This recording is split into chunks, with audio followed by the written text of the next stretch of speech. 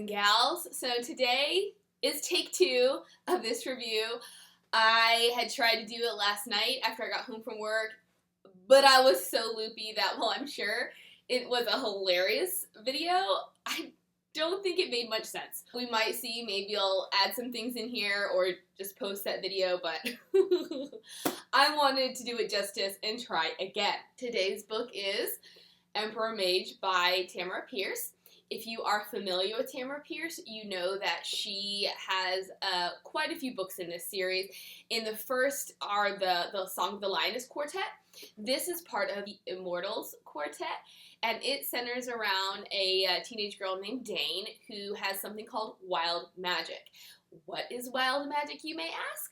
Well, it's not like normal magic. You know, she doesn't conjure up fire or cast spells. She has an affinity for animals. We figure out why in the next book, but in this one, all we know is that by this point, she can speak to animals, she can turn into animals, she can heal animals, so she just has a tie to the people, as they're called. And in Emperor Mage, because of her ties to the people, the Emperor of Carthak, Ozorne, has called for her help because he's a bird lover and his birds are sick and dying. So he wants Daine to come out and figure out what's wrong with him.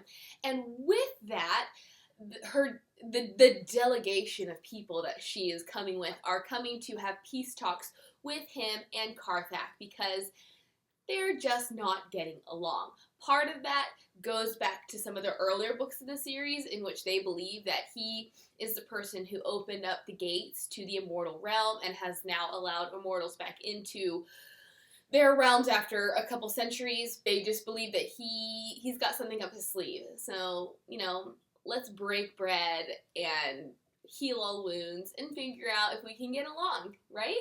It's a pretty simple book.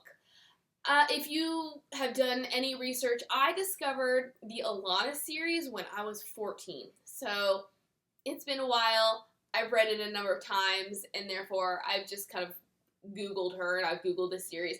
And what I learned was that, at least for the Lioness Quartet, it was initially supposed to be a single book. But an agent, an editor, a publisher, somebody stepped in and said, I think it would be better if we published them as 4.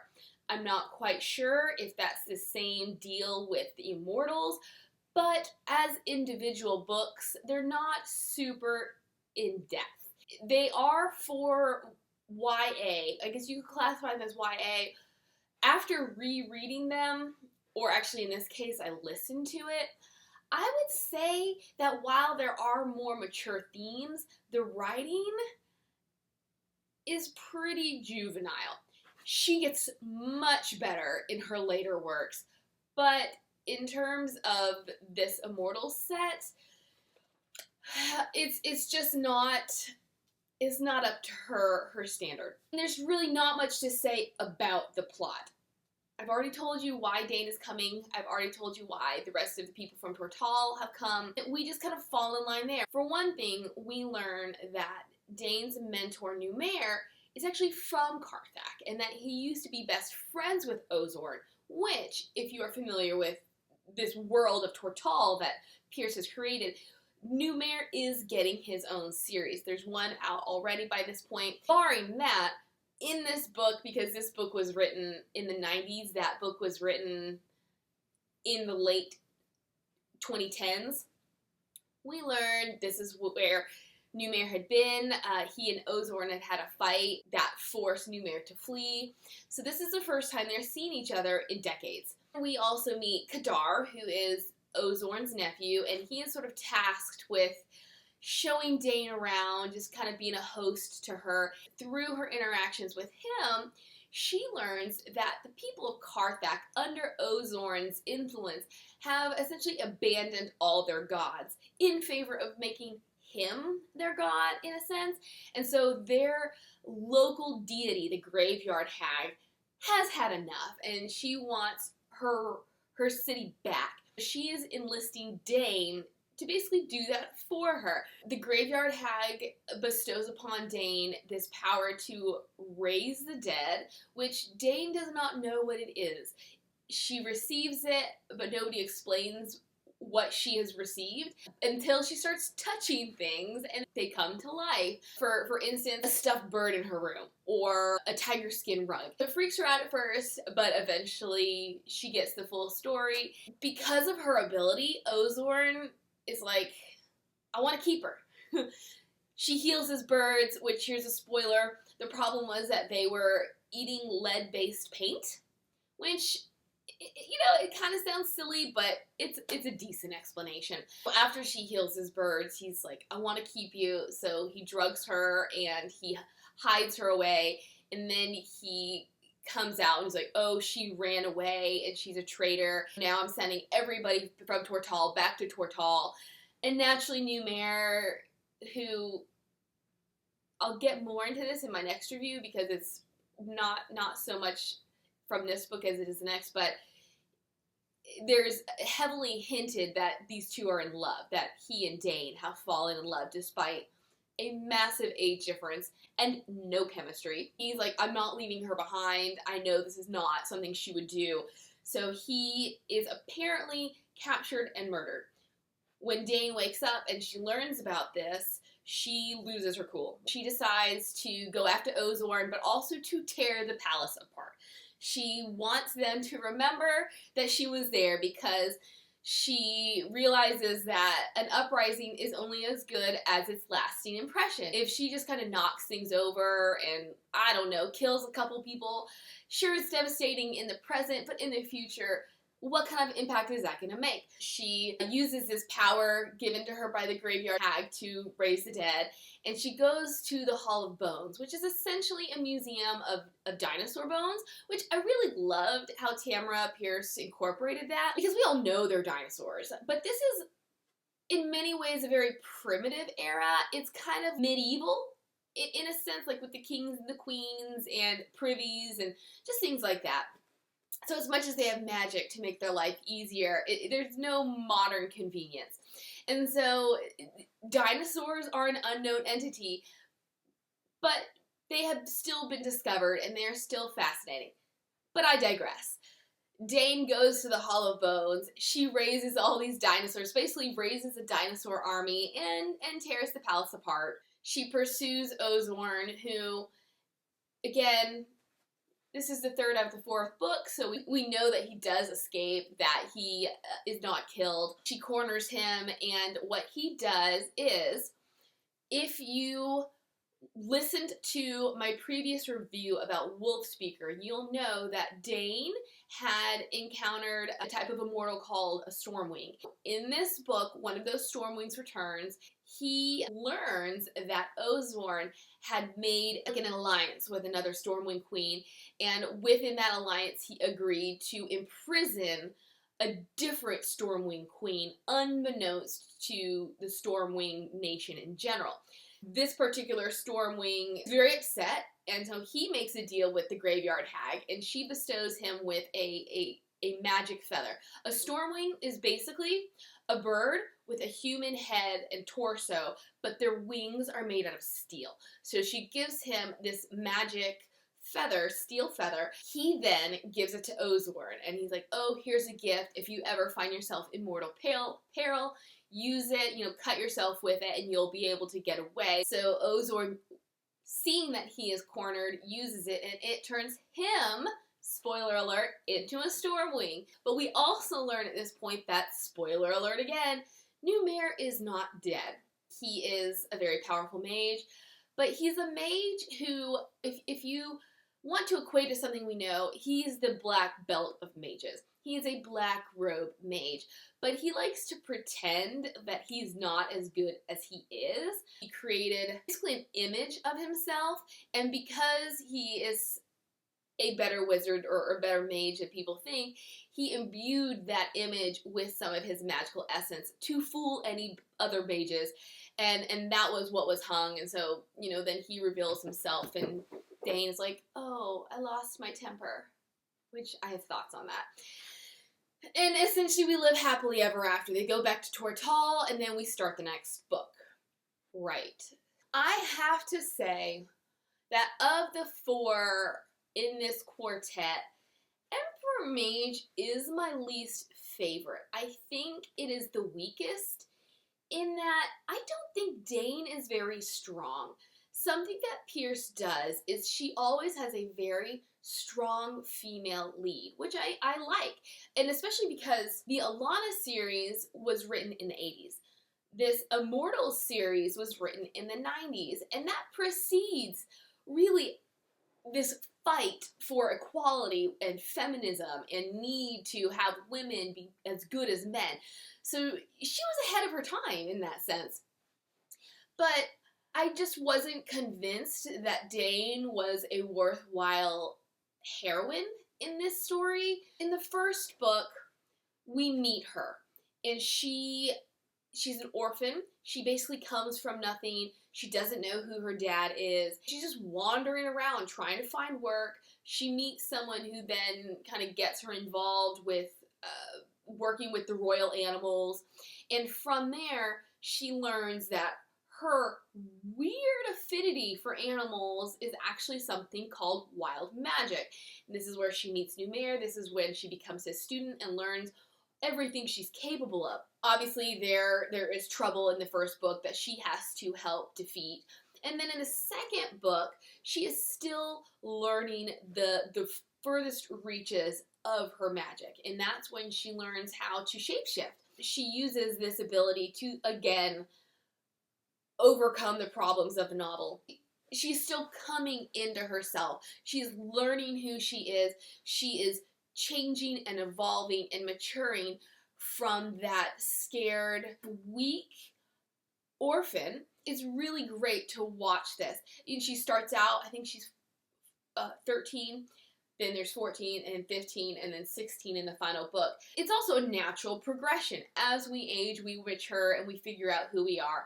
But in this book, I didn't feel like there was much that she was actually learning. The only thing, forgive me, I just can't. Her only real development was this newfound affection or desire or whatever you want to call it for Numair. It bothers me, despite how my opinion of the writing in this book has changed. I was never a huge fan of Daine and Numair because I thought it was weird. I mean, I guess historically, marriages were between two people of vastly different ages, but I just kind of always thought it was gross. Because he's in his 30s, like mid-30s, so he was probably 15 or 16. Like, when she was born is basically when he was losing his virginity. I don't understand what they have to connect with. Obviously, they spend time together. They know each other. She's been learning from him. But I get pedophile vibes from it. You can disagree. Read the books. Tell me what you think. I thought it was too obvious, and that is one of my pet peeves in writing, is doing something that everybody can guess you're going to do. So that's the only really personal development she has. This ability, like I said, in the previous books, she discovered abilities. She honed her abilities. She learned how to wield her abilities. In this one, this ability to raise the dead is only temporary. She is given this ability for this book only.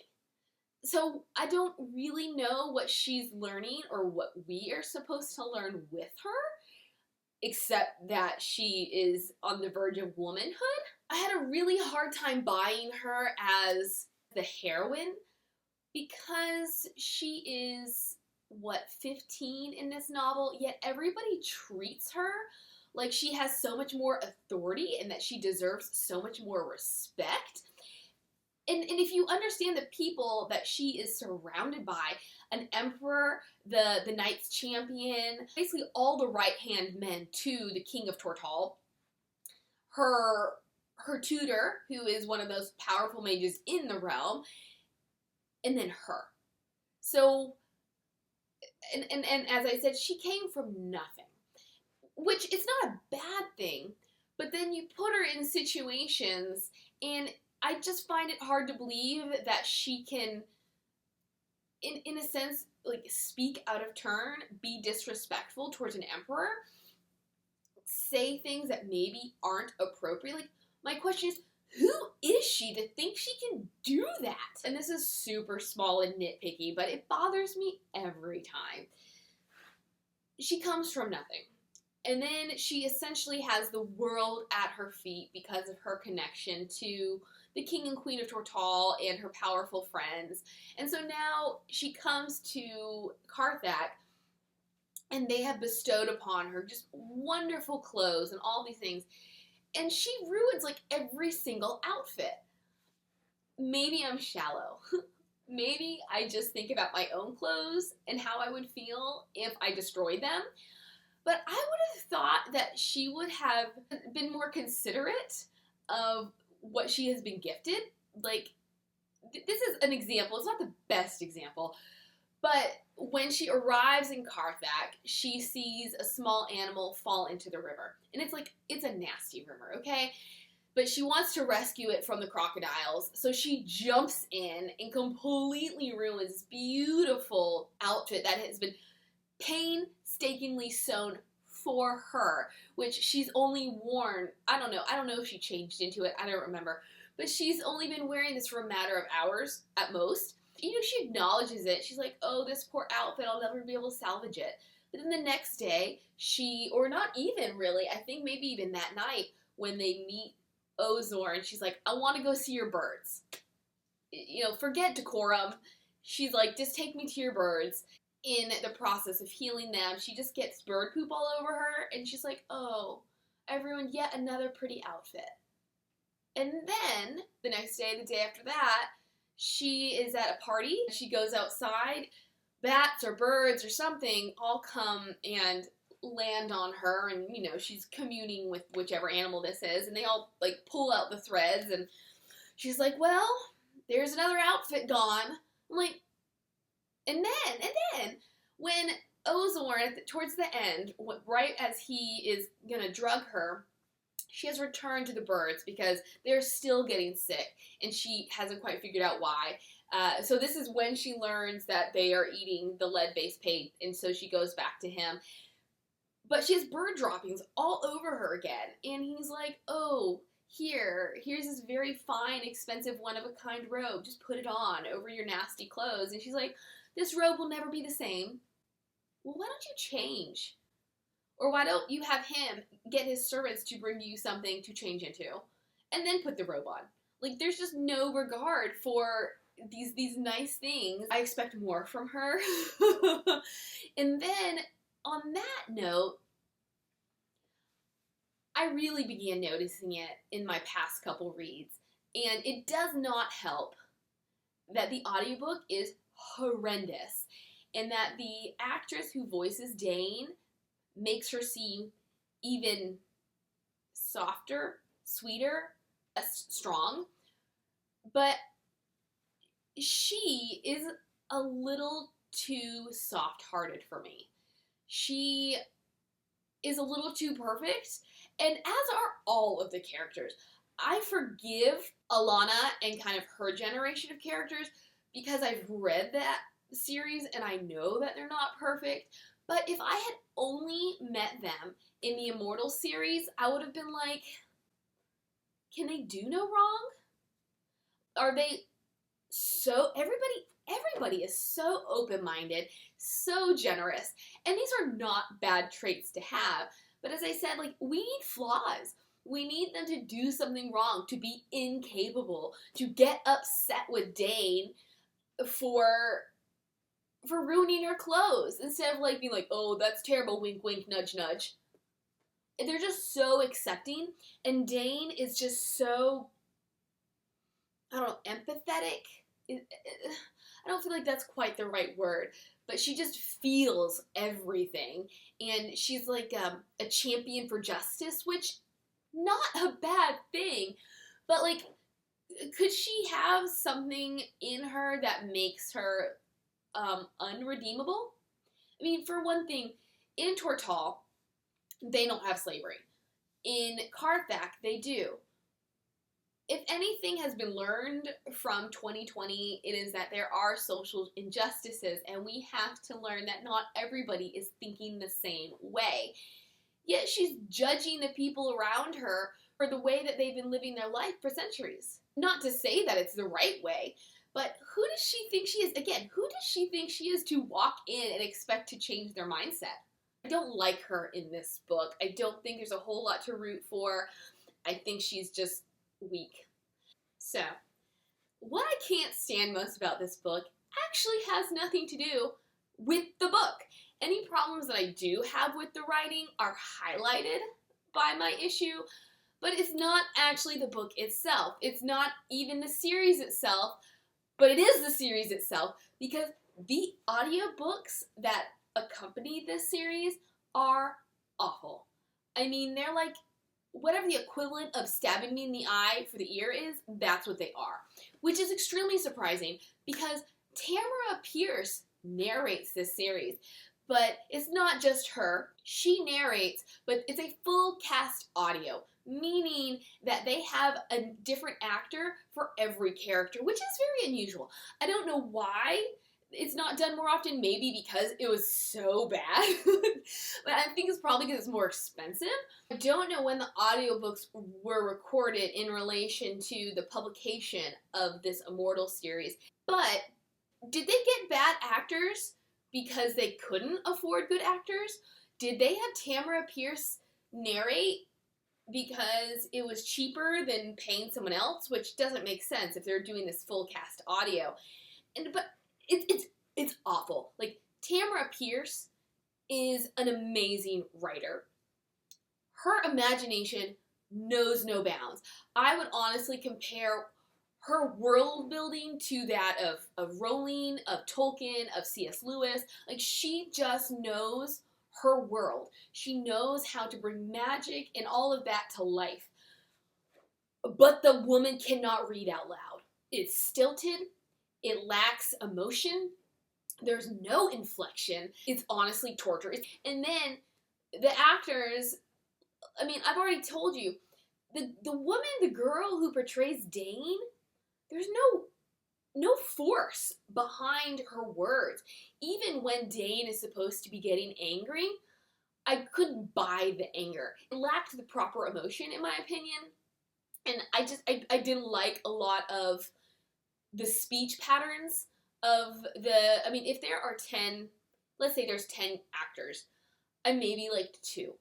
The rest just felt put on. It wasn't natural. It was over enunciated, and it wasn't like they were talking to one another. It was like they were reading off a script.